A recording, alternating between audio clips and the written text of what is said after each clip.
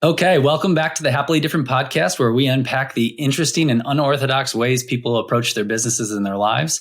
The mission of this show is to learn as much as we can from people who aren't afraid to go their own way. My name is Ryan Jaskowitz. I'm your host, as well as CEO of 12-5 Capital, a non-bank finance company, helping companies accelerate the progress they are trying to make in their businesses and in their lives. We have a great guest with us today.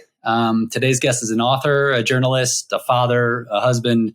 He's written numerous books on athletes, written for Sports Illustrated, the New Yorker.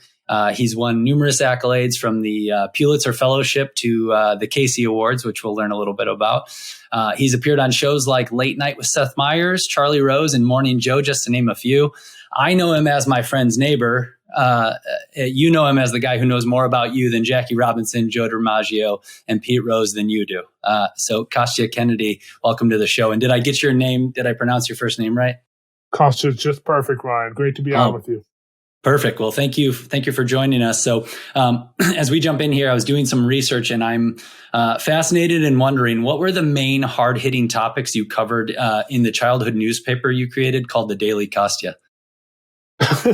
There was no Daily Kostya, but I appreciate it.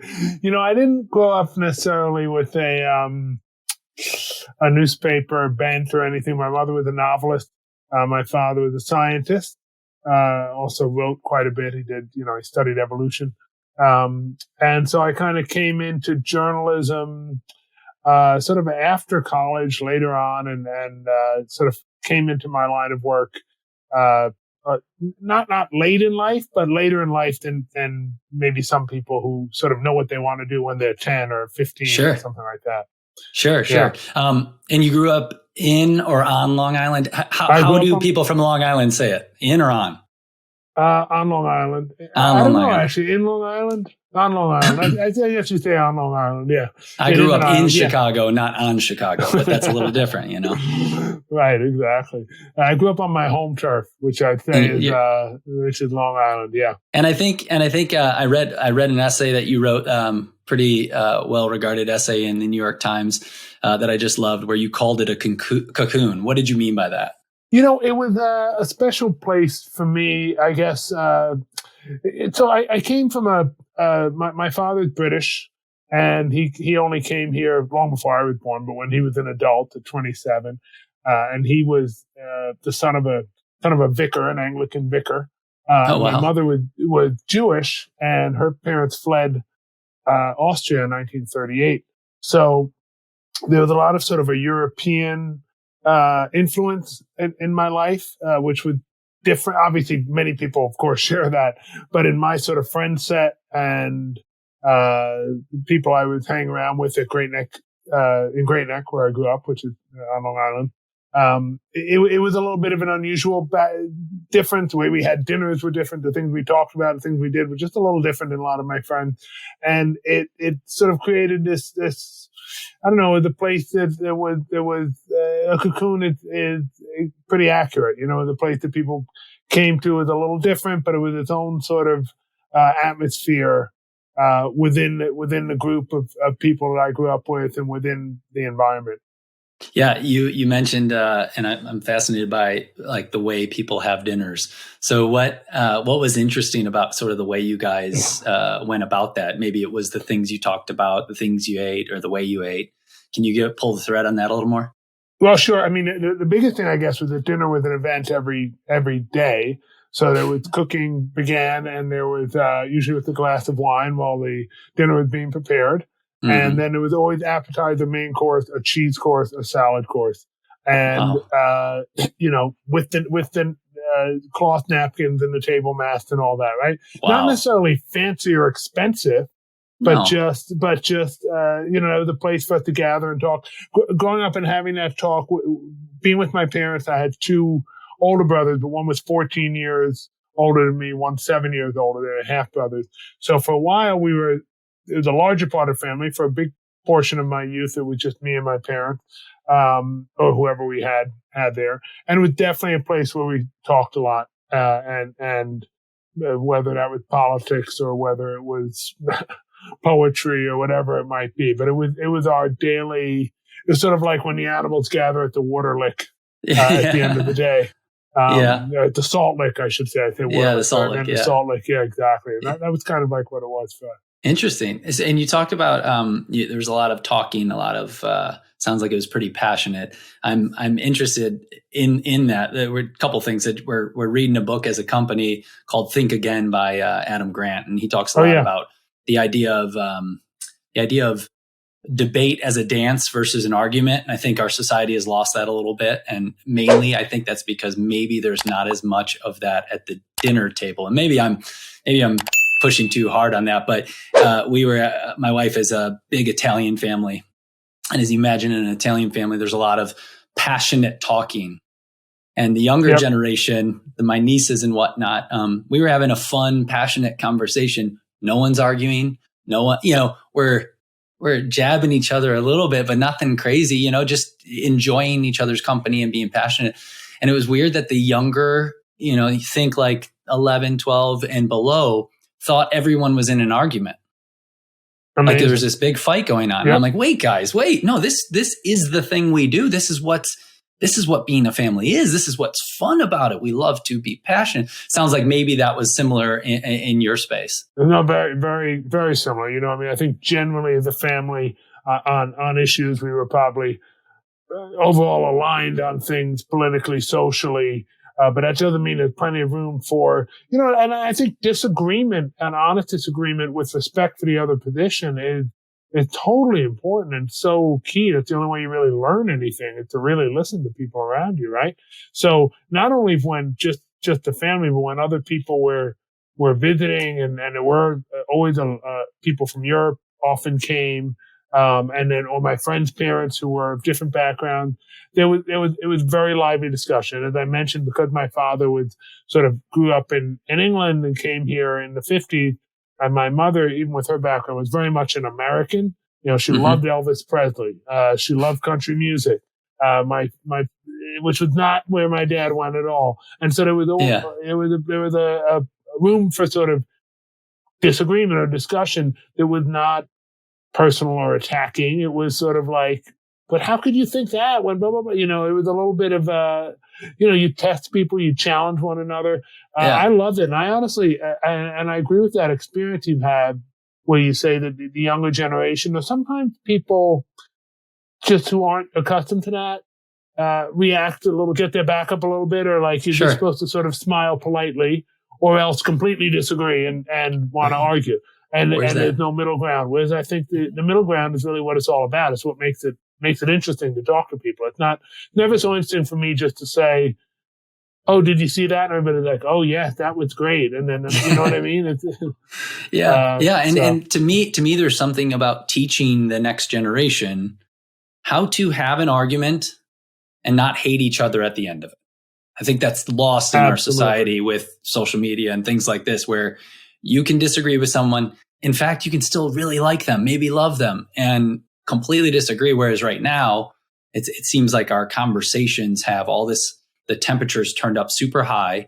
And if you disagree with one thing, you disagree with everything. So for me and my kids, it's like, I can't control how the world looks at things, but I can at least maybe have a little control in my house where my kids can see mom and dad debate something, maybe even argue and fight about something, but go all the way through it to the end of it and see that they love each other again, where, it's like the full circle, showing the kids the full circle. And I find that to be super important, at least in our lives. No, I think they're very lucky to grow up in that kind of a household. And the one thing I will say, that like so many things, that's where it begins, sort of at home with people that you love and care about and respect. But ideally that will translate outside to people who you don't necessarily love or you don't know that well. And you can still, you can hear other people and have a discussion. And when you think about the great social issues that have divided us in recent years, and the rhetoric and the anger that's used, it's just not productive, right? You can you can get so much further by listening and talking and welcoming nuance and being willing to have your mind. Nobody's going to completely flip your mind on something. That's very, very unlikely. Yeah. But can you see a little nuance? Can you understand how somebody might feel different? I think basically everybody, right? Whoever, pretty much with a few outliers, you and I have so much in common, right? Oh my gosh. Same with whoever's on the street next to us. And I mean that across ethnicities, across races, across social situations. As human beings, we have so much in common. And that feels to me like the thing you want to embrace a little more than what's different. And feels like the thing we've lost probably the most is that idea that we're basically all the same, with a little nuance, with a tiny bit of nuance. Well, it sounds like your parents did a good job of training you as well in a lot of ways. So you talked a little bit about what mom and dad did for a living. I didn't know your dad was from England. Who's his Premier League team, or who's? So he was not a big sports person. Oh, come on. He wasn't. Yeah, no. I kind of taught him at sports. He went to public school. He went to Marlborough, which is actually where Kate Middleton ended up going many years later. My dad was born in 1927, so it's some years ago. And he played cricket. He was a pretty good cricket player at school, but he was never really a big sports fan. We used to go to the tennis together at the U.S. Open a lot, especially when I was working at Sports Illustrated. I get to. But I taught him a lot of his sports. It was a really great kind of inversion of the typical thing, especially baseball, which I fell in love with through no influence of anybody in my family at all. This is fascinating. I used to take him to games and explain what was happening and get him sort of, by the end, he was all caught up in it, later in his life, and became a fan as well. That's awesome. So because I thought I listened on another podcast maybe or something that you may have went to your first baseball game around 6 years old with your dad. Is that right?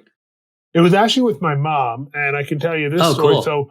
So my dad, as I mentioned, was British. My mom, so she came here, and her parents were Jewish from Austria and Czechoslovakia, and had come here at the time right before World War II, right? So they fled the Nazis. Sure. And for some reason, I fell in love with baseball. I can't really explain why that was. When I was really little and we were using like a mini tennis racket and a beach ball to play baseball because that was what was safe. Anything but you could find. I didn't really know what, right. I didn't really know what team I liked. I didn't, and my mom took me to a game when I was about 6 years old, and she told me this story. So I lived in Long Island, as I said, on Long Island, and we were going out to a Mets game. And on the way, she's driving me, and of course I'm like in the front seat, not with a seatbelt, just the way it happened in those days, probably standing in the bucket there. Yeah. And my mom said, when we were growing up, the Dodgers had a player named Jackie Robinson, and none of the other team let black players play. So we all became Dodger fans. And that's the story of her life. Her and her parents rooted for, what the Dodgers were doing. And she said, and then the Dodgers moved to California, and the Mets came and took their place. And so we're Mets fans. And she kind of pointed at me. I love it. Basically condemning me to a life of overinvestment and over emotional involvement in this. Oh, I know. I know the feeling on some level. I grew up I was born in Michigan, Bay City, Michigan, but moved from there when I was 4. So as you start playing sports around 5, 6 years old, moved to the Chicagoland area and chose the Cubs. That was my team. I grew up with, so I was born in 83. Think about moving really into sports around 5, 6 years old. What does that coincide with? 89, 90, the Bulls. I'm hearing I thought my sports teams don't ever lose, but not the Cubs, obviously, but my dad, for whatever reason, told me we're Lions fans. We are Detroit Lions fans, which was and for whatever reason, I stuck to that. And, it's like the sunk cost fallacy, but, once you've sunk all that time in, you can never leave. I actually joke that I wish Chicago would get a second team so that I can then root for that second team because I could never root for the Bears. But I know your pain, just years of agony and defeat. So I don't know. Did you remain a Cubs fan or oh yeah, that was so. Like you, baseball was my love. It was my sport. I played. So where were you on November 2nd, 2016? I was crying in my downstairs on the couch. That's where I was. That's where I was. My wife saw me weep like a baby. I think I was. I actually think I cried more, which is sad. I cried more when we made it to the World Series. So that was. Oh, well, I was talking about it. Oh, then when you won Game 7. More by making it. Yeah. More just by making it. I'll tell you where I was though and we'll get off. We're going to talk a little bit more about sports, but I was actually just outside of Wrigley at one of the rooftops for the Bartman game. So I was out there and I was one of the people that's walking back to the train station, everyone head down, completely silent. Can't believe what just happened. So that's for another podcast though. So, okay. So dad was a scientist and mom was a novelist. Yeah. So he studied the evolution of language, meaning ontologically and within the species, the human being, and also within the individual. So there was a lot of that. We went to, I spent a year in Germany where he did a research fellowship there for a year, and we were at the conference on evolution. So there was a lot of that in the air. He worked in a language lab in New Haven, and he taught at Yale and at UConn. Okay. And so, it was very much that life. I was gonna say, like, how did I like to find how people made their way to these things, right? And it's like, how could you not have become some sort of writer, right? Your mother's a writer, your dad's a lot of words and language around the home, no doubt, no question. No doubt. Cool. So you went to Columbia and got your master's in English Lit, and it sounds like you said you didn't know then that you'd be a writer. Is that right? No, so I went undergraduate. I went to SUNY Stony Brook, and I was a philosophy and English double major. And it was after that, toward the end of that time there, that I started dabbling in writing. And I worked at the school paper, and then I got a job at Newsday, which is a paper out on Long Island. And it was a couple of years after college, I went to Columbia Journalism School. Okay, and so that's sort of where I made the investment, literally and figuratively, of time and money and everything. I went to that school, and then I really began my journalism career just before and then just after going to Columbia. Well, I asked that question poorly because my follow-up to that was before that, though. You went to a school called Stony Brook where you studied philosophy. Yeah. So thank you for leading me into my next question, because I'm actually more interested in that. If I could go back and do it again, I studied political science, learning that I don't want to be in politics at all. That's one way to learn it. And so if I could go back and do it again, I would study philosophy. So how did it shape you and or your writing? It's a great question, Ryan. There were a couple of reasons. Stony Brook is a pretty large school, so just in terms of why I chose that. So as an English major, and I know there were tons of English majors, right? And it was a big department that you could sort of get lost in. The philosophy department is a little smaller, and I like that. I like the ability to sort of know who your fellow thinkers were and know who you were engaged with. And so that was part, honestly, of what drew me closer and closer to the field, to the major. There were a couple of pretty basic classes, I guess, that people took, even if you weren't a philosophy major, namely reading Plato and Aristotle, that just got me very much into thinking about stuff. And it really, when I think about it, again, coming from a novelist and a scientist, philosophy is sort of a little bit of a mix of science and art, just so to speak, right? It's very, the philosophy that I tend to gravitate to is based on logic, and things are pretty closely reasoned, right? So you can think or feel whatever you think, but you tend to have some kind of a logic back reason why, right? Which sort of, I think that it impacted me in many, many ways in terms of my journalistic career, in terms of my writing career. That's always been a sort of a hallmark of what I try to do. Things that tend not to be unsupported. Now, that doesn't mean, of course, that can get cumbersome. Philosophy writing per se is often too dense, I think, far too dense and Yeah. a little weighty. So it just influences how you go about things. But I look at that time as really a great time where what a privilege to be able to read and think and then write papers on what you were reading and thinking about. Sort of think like you, I would think about, if I could do it again, kind of. What would I do at that time? Yeah. Yeah. I just look at that and I go, a couple things that you said, it can be dense material, especially if you're reading it in the original sort of voice of it. I think there's been some decent authors recently that have actually, one of my favorites is Ryan Holiday, who's taken Stoic philosophy and taken the denseness of that and broken it down into pieces for people to consume. And that's kind of what got me into it. I find it to be whatever philosophy you choose. It's an operating system for life, right? It's this is where I'm pointing my ship in this direction. For me, it landed with the Stoic philosophy, but whatever that philosophy is, I think it should be required schooling. Now, in hindsight, it's like it sets me up for all these other decisions that I'm being forced to make at 21, 22, 23 years old with no operating system at that point. Well, an operating system, but it's the one my parents gave me, and whatever head trash they came with and their grandparents came with, and so on and so forth. That's what I'm working with. Whereas studying philosophy, I think, allows you to maybe not fully, but break free from that a little bit and question some of the decision-making process. Yeah, I couldn't agree with you more. And I love the way you describe it as an operating system. And, I know the website, the Daily Stoic, and there's some great material out there. I think that there is a benefit.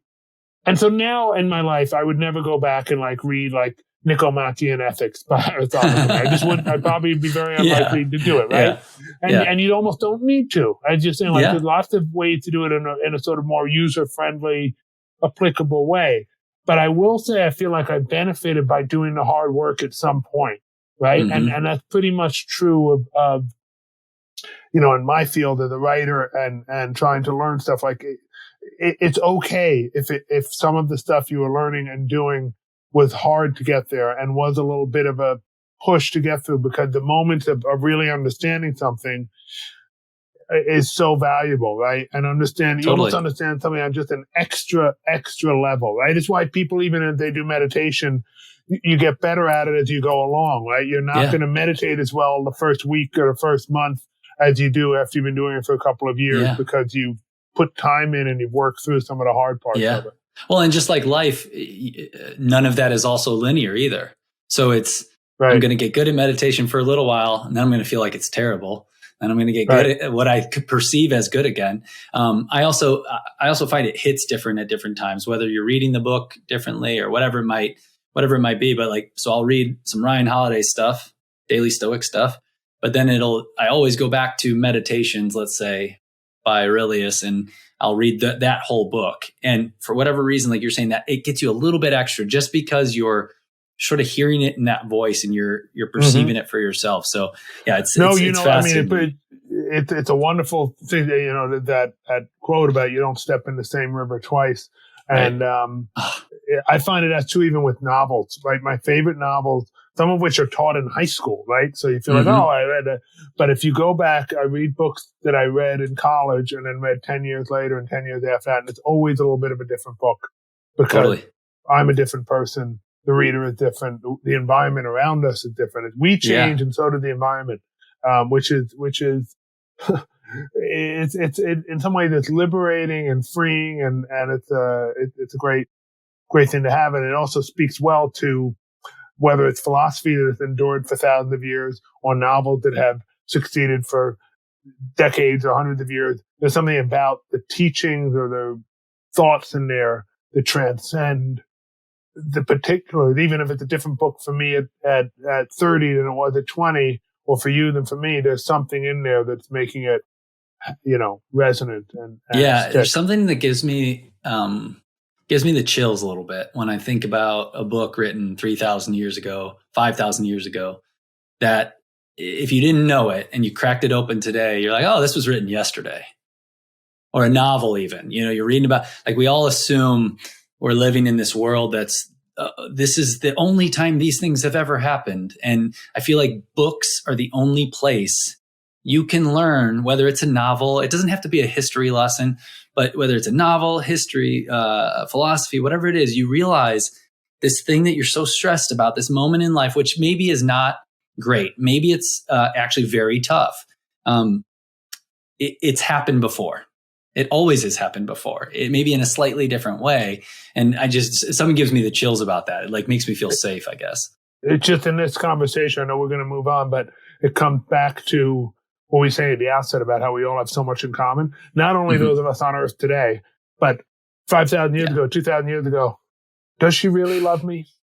Right. Does he know he know who I am? Am I going to be able to do it? Yeah. Am I going, the self-doubt. My ego hurts. I'm afraid. Right, all of that stuff is, we're the same friggin' people that we were then as we are today.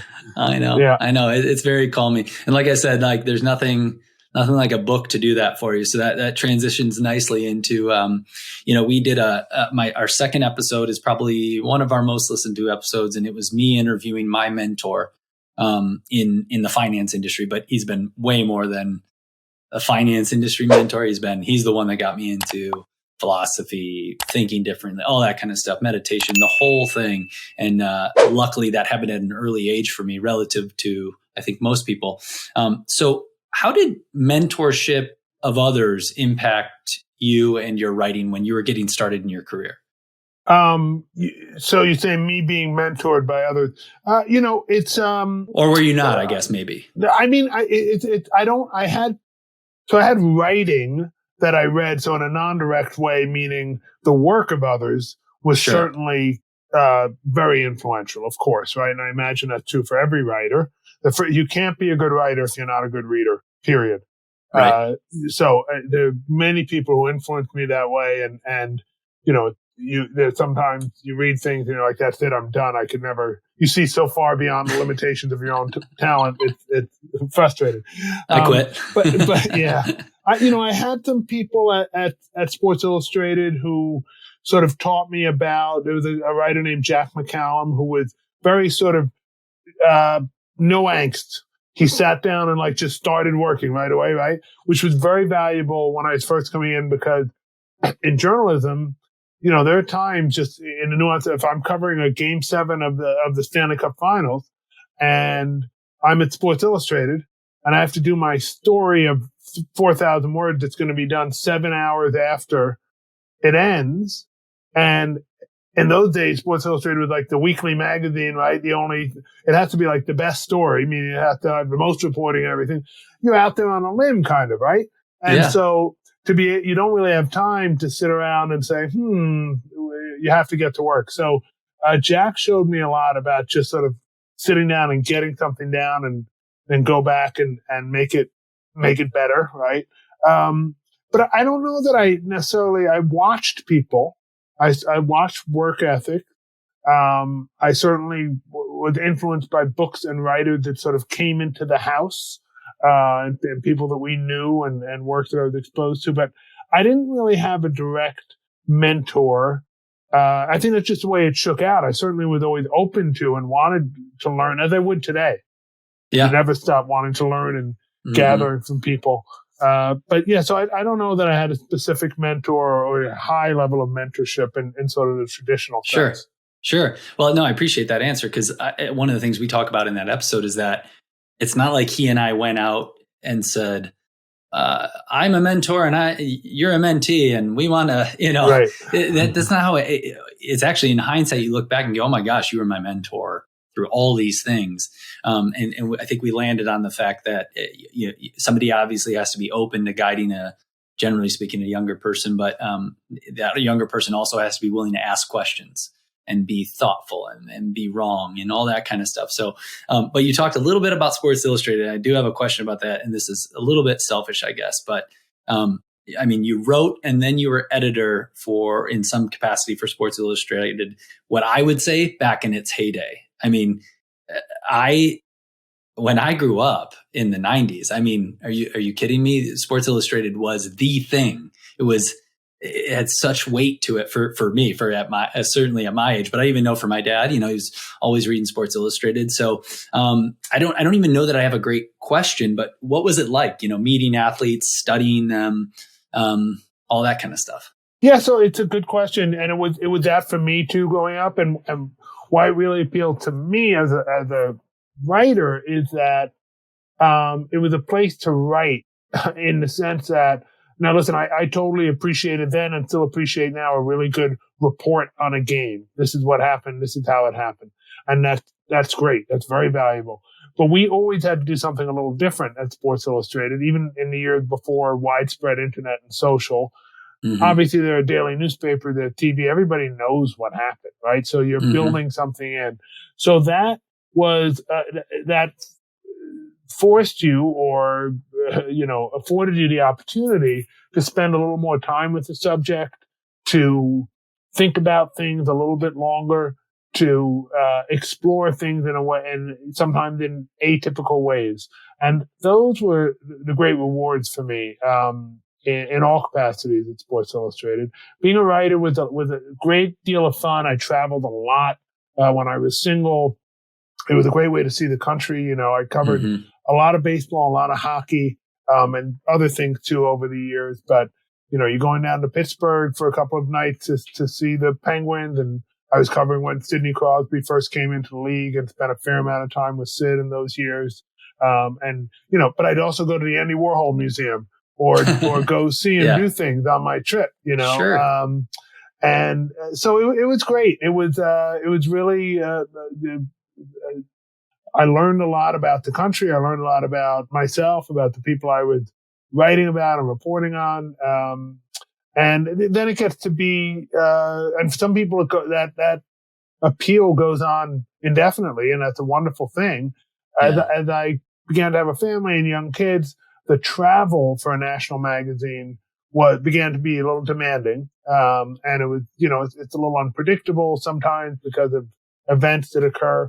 So that's when I started moving into editing, which was just a little more, you still have sort of some ways you have an even bigger picture of like, what did the magazine have to look like this week? And what do we need in there? You can't be hyper-focused on a particular story. But it allows you to have a little more I still traveled a bit, but I was home a lot more and a little more of a normal life. When you were editing, was it, because I heard you just say something, was it looking at the big picture of each edition, or was it or did you also have to look at the big picture for what the magazine was trying to accomplish over the course of a year? Is that maybe that's a bad way of asking the question? No, it's a good question. I think it all goes into it, and it depends a little bit on what your editing job is at the moment. And so it includes everything from, so if I was the baseball editor that week or that period of time, what should the story be right now? Like what's the story we should be talking about? How should we tell that story? How does it belong? But you're also looking at the course of the season, things that might be developing. You have a long working story on what it may be an investigative issue or a development of a player issue or something like that. So that's like within a beat. And then when you're looking generally, you certainly are thinking about the magazine as a whole. What needs to, I think week to week, right? That's what people get. And you have to make sure that each week is a satisfying, or you hope that it's satisfying as a package, as a unit. Yeah. Not that only every story is good, but overall. And, when you're looking, Ryan, you can imagine, there are business decisions, there's reader response decisions, about what should or shouldn't go in, to a magazine, and what should get a little more coverage or a little less coverage. So I think that, it works on a micro level and a macro level in terms of what you're trying to do. For sure. I think it applies to anyone who's running an organization or just running their lives. So much of life is editing. It's editing out things. It's rarely, if ever, editing. We have enough going on all the time. It's editing out certain things and people and stories. Right, yeah. It's interesting. Can Yep. you? I'm always interested in people's writing process. I've listened to a lot of authors and read a lot of authors, and my favorite author of all time is John McPhee, and I've read about his writing process and was fascinated by it. So can you just kind of describe your process for us a little bit? Yeah. So, and McPhee, obviously a journalist as well. So I don't actually know, I'm not familiar with his particular process, but I'm sure there was a period, of course, of reporting. He was I've read a lot of McPhee and he's wonderful. So Yeah. I know how deeply reported his environmental stuff is and other things. So, Yeah. so that's part of the process in some ways. I just bring that up because as opposed to say a novelist or someone sitting down. Novelists also do plenty of research and all that. But while you're reporting, you're beginning to think, at least in I also have a notebook where I'm writing down whether it's as simple as a phrase or an observation, or this could be a chapter or that kind of thing during the reporting process. So your writing has begun. Mm-hmm. And then I would sort of move into a stage.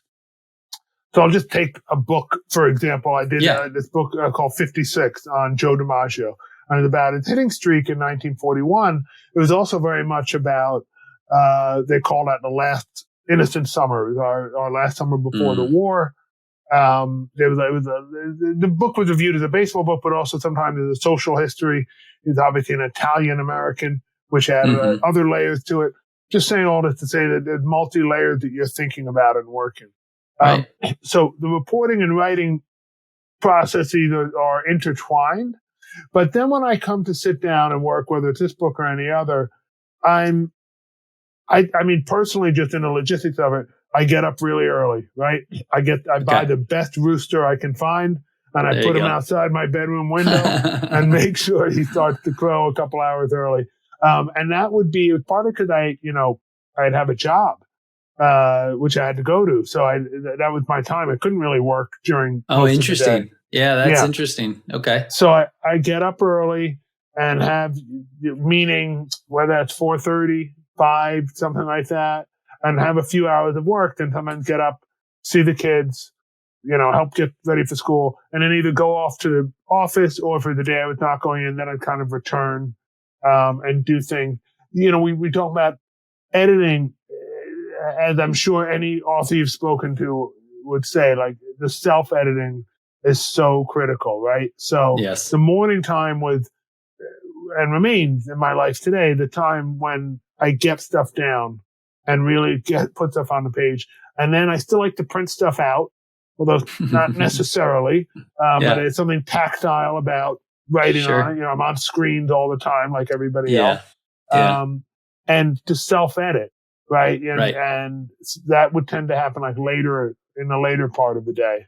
The morning's not for editing. The morning is for getting all the things in here in your brain out onto your journal or out onto your whatever it is. And, whether it's meditation, journaling, writing for yourself, it's getting it all out there. Yeah. So it's emptied your brain so that you can then go back and do that editing. And I wonder if this might also be something you've heard from a lot of people when you're working on a book or an extended piece of writing. I always stopped a little before I was fully done, meaning I had a place where I knew I'd pick up the next day. That is the single hardest part, I think, is getting started. It's sort of like going to the gym, right? Like that first time after you haven't been for a while. But getting yourself started, or if you come to the end of a big section in a book and they have to begin another one and you're sort of flat-footed, that's really difficult. So once you've got things going, you've got the narrative going, I'd sometimes just write out a couple of sentences saying, all right, sort of like to pick up the thread the next day. Interesting. Interesting. Yeah. Cause I find that the authors I've listened to or talked to almost without fail, it's just like, and I'm sure there's exceptions, but it's, whether it's the morning or whatever time of day they do it, they have a specific time that they write no matter what. Even some of them are on vacation even. It's just like, this is my writing time. It's about showing up and doing the work. But I like that idea that I had never thought about it that way, that almost ending a chapter makes starting the next chapter more difficult in some respects. It's I'm a big track and field athlete, and it's sort of in the workout taking let's say you have 10 reps of something, stopping at 9, having the authority and the belief in yourself to stop at 9 so that you don't overdo it into the next one. It's maybe not an exact example, but it ties in a little bit with that ability to create momentum and build on itself. Yep, no question. Interesting. Okay, so also I'm interested in specifically to your books, let's say, and you talked a little bit, but what's the research process like? And I am being tactical here. How do you organize it? Like, what's your method for doing that? Well, I think the first thing that starts to happen is you have to have a sense of what the book is about. And by that, I mean almost anything you could tackle. So I've written about people, and people say, oh, well, something was written about them before. But I didn't write about them before. Now, that doesn't mean that, I'm going to write it so much better or anything. It means that I'm going to write it differently than anybody else. So are you. So is anybody. Everybody's going to write their own book. And so understanding that is, and I mentioned that first because that's a critical part of reporting and how you do your reporting and how you do your research, because you don't want rabbit holes, right? Right. To some degree, yes, especially early on, you're casting a wider net. But then you have to sort of be a little focused on what it's going to be. So my reporting is based on, talking to as many people as I possibly can about the subject and trying to get opinions that confirm or refute or augment things that I'm thinking about and trying to get new information. There's a lot of going back, again, in particular case of the books that I've done, and this is true also for long magazine pieces and other pieces of writing, of reading, going back and looking at old newspapers, contemporary reporting at the time, old documents. Sometimes there's video clip. I go to libraries in my baseball books, spent plenty of time in the stacks at the Hall of Fame, Baseball Hall of Fame in Cooperstown. Interesting. So you're looking for material. It's sort of you're gathering. It's like paints on your palette. The more you have, the more freedom you have to write. The more material, the more facts you have, the more freedom you have to write about something. And there's got to be some editing in that too, right? Because if you're putting all those ideas, if you're learning all these things about, let's say, Jackie Robinson here, right? You can't write about all of it. You can't. So there's that editing process in that, which is fascinating to me too, because it's almost like how do you decide what to write about? And if anybody has ever gone to the Abraham Lincoln section of a bookstore or library, there's a gazillion books written on him, and I'm a Lincoln file myself, and so many of them, while they do cover the same time period, the same person, they're so different in so many ways because they take a different approach towards it. So I think you're totally right there. What is it about the characters you decide to write about that draws you to them? Other than sports, is there? And I know you've basically written about athletes, but you talked about there's different layers to it. But other than sports, is there a through line there? Oh, there's no question, and again, this is just my personal preference, but there has to be something complicated, something human, something off, away from the greatness of sport, right? So in DiMaggio's case, just personally, right? I talked a little bit about the social situation, but there's also a time when you saw this 26-year-old human being, right? Now Joe DiMaggio, he married Marilyn Monroe, and where have you gone, Joe DiMaggio, and all that.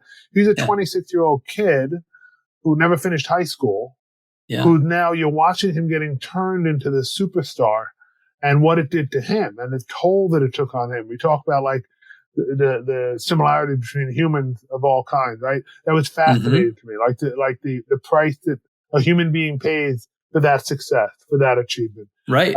Another book on Pete Rose, which was an extremely complicated figure, right? Who was at once the player you would most respect of any baseball player. The way he played baseball, the effort that he gave to the game, what he gave to you as a fan is beyond compare. He was Yeah. absolutely devoted, honored the game, and then what he did to the game through his gambling and how severe that was and how cynical that was. And, relating to the loss of his father and all these things.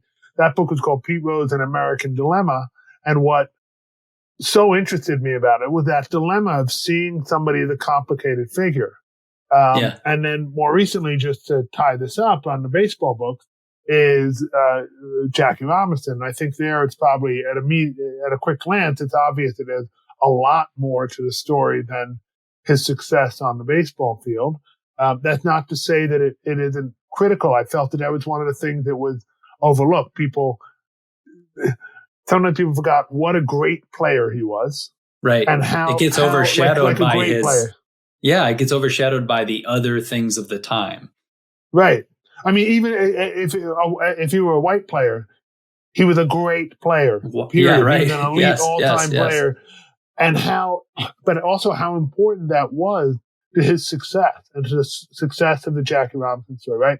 It would have been no less courageous, no less of a difficult thing to do if he had just been an average player, but that he came on and was the best player on the best team. Right. What that did for the social message, you can't teach it. You just can't tell kids this is right, but you can just say, hey, just watch what's going on out there. Right. So that was just one element of it. And so there's no question you asked about it. And there are wonderful books about all kinds of sports figures and different type, but it always interested me when there was something well beyond the game and the athletic achievement, in terms of social impact and in terms of personal experience of the subject. Well, I love how you said complicated, because I think that's the things that are so interesting. Like, you even read a book about Lincoln. There's a lot of complications there, a lot of complications to his life.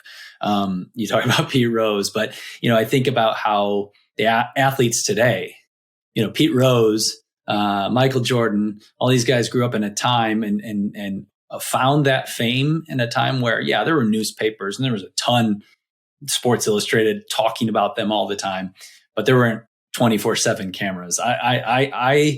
I raise my hand and I say, if there were video phones around in Michael Jordan's era, Michael Jordan would not be as maybe well regarded as he is today. Well, it's certainly a different time.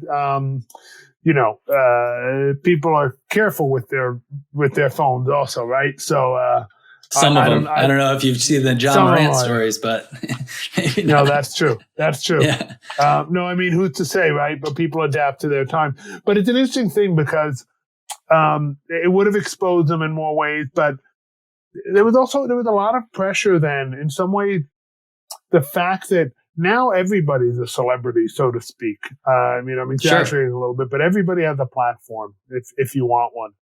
Look at me. Some schlub like me. Well, earlier there was, even in 41 in DiMaggio's time, there were 11 daily newspapers there every day chronicling Joe DiMaggio and the Yankees, right?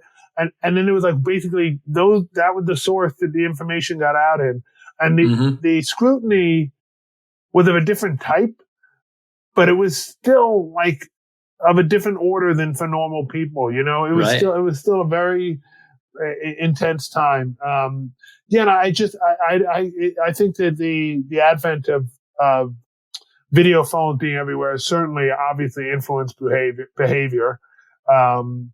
And I don't know what Jordan would have done, right? He would have certainly he was very aware of his image and his for sure what he carried. Well, I kind of liken it to LeBron James in a lot of ways. It seems like he's been, as highly touted as it gets, as and not without some mistakes along the way, but as highly touted as it gets, met those obligations or those expectations, let's say, made all the money, was as famous as you can get. And he seems to be one of the few that has ridden that roller coaster in a thoughtful way. I don't know. I'm interested to see what book comes out of that about him later in history. I couldn't agree more with what you said, and especially sort of, I don't know if impressive is the right word, but remarkable given how early the attention, right? He's the chosen one at age 16. Sports Illustrated. Was that Exactly. you? Right? I mean, was that you? I didn't write the story, no, but I was at SI at the time. We were covering the Olympics. That was 2002. I was at the Salt Lake Olympics when that story came out. But basically from then on, he's had that spotlight to some level. Obviously, got greater as it went along. Yeah, no question. Well, so this I mentioned True, the book on Jackie Robinson, which I highly, highly recommend. But it leads me to a book, and I have a question, which is just it's more for you on feeling, right? When the book is done, I mean, this took forever, I'm sure, to write. Like the amount of time and energy when the book is done, and the book is done, but then there's press, right? So the book is done, and then you got to do the press tour for the book, right? When all that's done, what's that feeling like? It's funny, right? It doesn't end like one day it's over, right?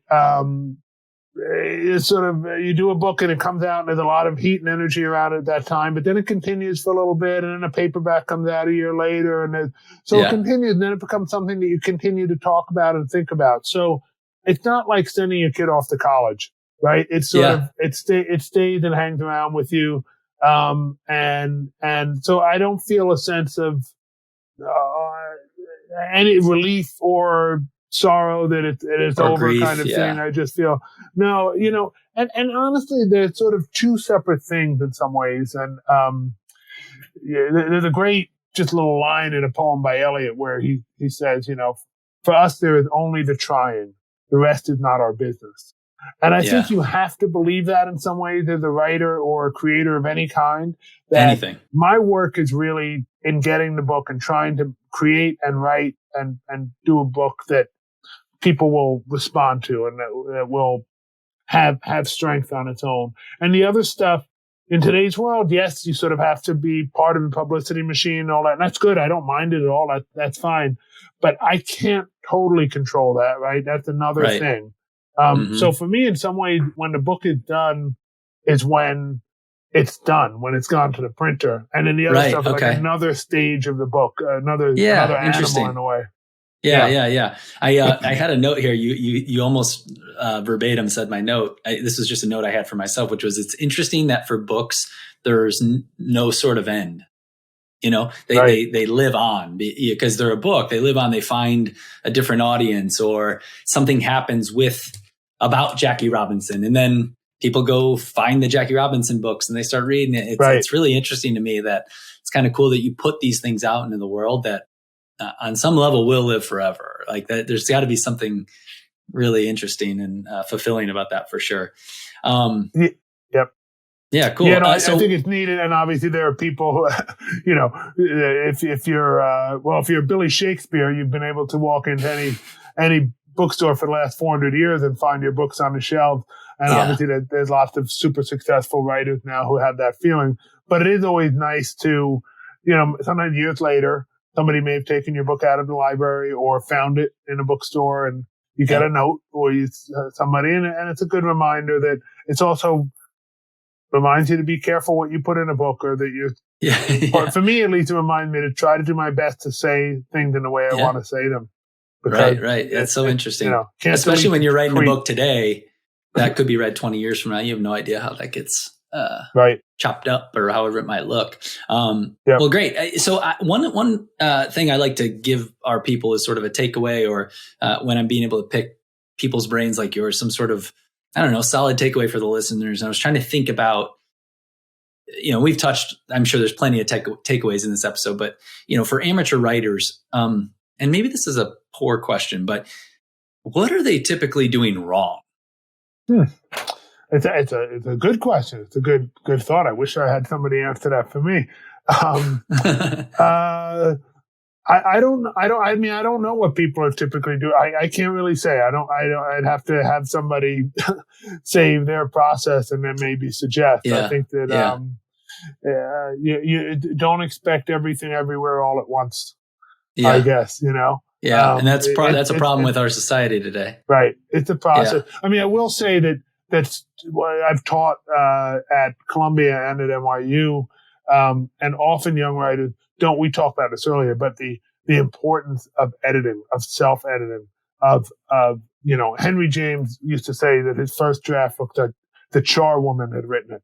We don't have charwomen anymore, but back in those days, but he put it through draft after draft after draft, and then it came out to be Henry James. So I think that is something that not every writer, who can say, but it's hard work, right? And hard work writing tends to make for easy work reading. Yeah, hard writing is easy reading, I like that. So that's good. Yeah. No, you landed the plane on that. I like it. You landed it. That's good. I like it. That's some good advice for early aspiring writers. No question. I'll share that with my 11-year-old or almost 11-year-old. Well, great. So we're down to the last 4 questions. They're called the fast 4. These are not meant to be serious. They're meant to be the first thing that comes to your mind. They're meant to be quick. Okay. So I'll just jump right in. So other than what you're doing right now, what other profession or business would you like to take a stab at? I would like to, I'm really interested in psychology. I just find it so interesting. It touches on every element of everything. More like sort of a research psychologist, right? Like Skinner and Pavlov and that kind of stuff than necessarily hang a shingle and all that. So I guess cool. That's great. That's a great answer. I thought for sure you were going to say baseball player, but you you nailed it by going outside your box there. What is something you are terrible at?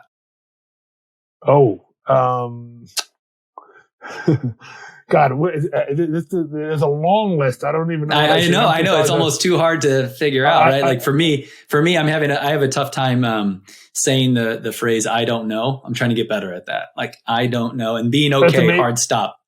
Yeah. No. So I'm terrible at a lot of things. I'm really terrible at a lot of things. I'd say I'm terrible at housework. I'm not so good at getting stuff done. I think. Just sort of, I'm not sure. It should be an easy one to say. Trust me, I think I'm bad at a lot of things. One thing I'm terrible at is answering a question. What are you terrible at? On the fly. Yeah, I should have just asked your wife to come in the room. What's he terrible? Because my wife could listen. I mean, she's got them at the ready. You know what I mean? They're ready to go. I could turn it over to her and you'd have another hour of the broadcast. And I love it. I'm terrible at. I love it. All right. Number 3, what book are you reading right now? I'm reading a book. What did I just finish? A book by Elizabeth Strout called Lucy by the Sea. She wrote Olive Kitteridge and My Name is Lucy Barton.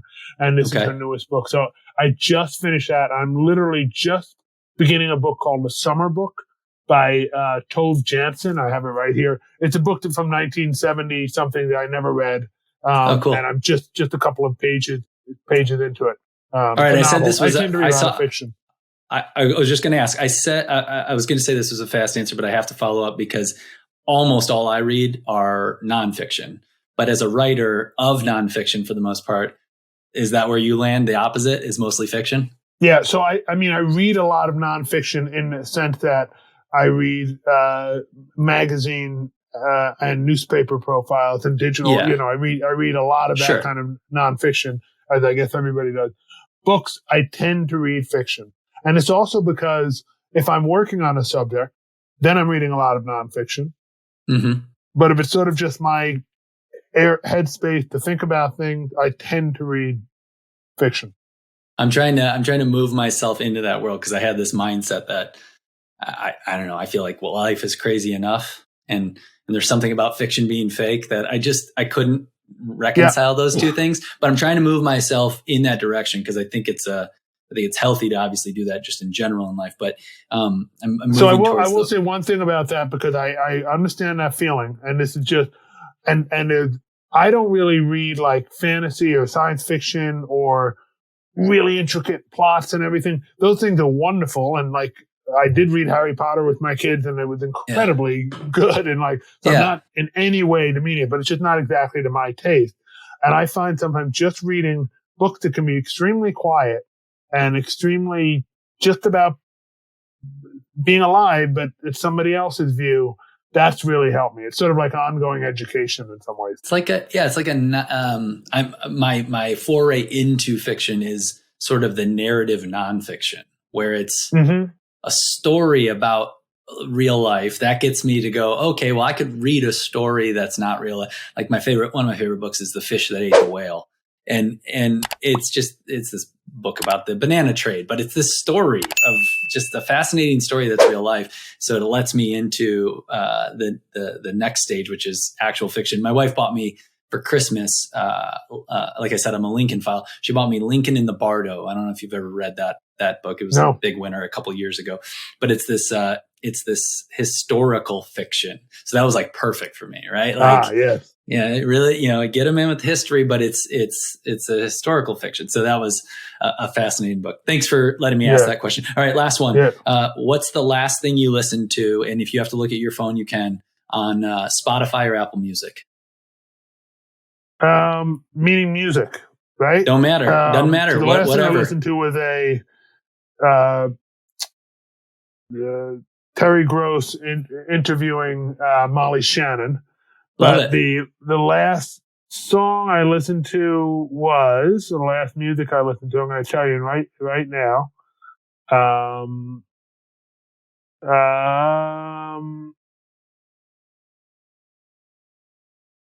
I listened to some Skynyrd. I'm a big Leonard Skynyrd fan. I listened to a song called Am I Losing by Skynyrd. Before that, I listened to Room Service by Kiss. I listened to Heart of Gold, this particular version of Heart of Gold by Neil Young. So, Lucinda Williams. Those are the last four. You could have given me 100 guesses, and Leonard Skynyrd would not have been on my list for you. Just for whatever that's worth. They're probably my desert island band. Oh my gosh, I love it. Yeah. How good is that? Yeah. Awesome. Well, thank you for spending some time with us today. This has been selfishly super fun and educational for me, hopefully for everybody else. Where can people find you online and get in touch? So KostyaKennedy.com is my website, KostyaKennedy.com. Have a contact on there. That's probably the easiest way.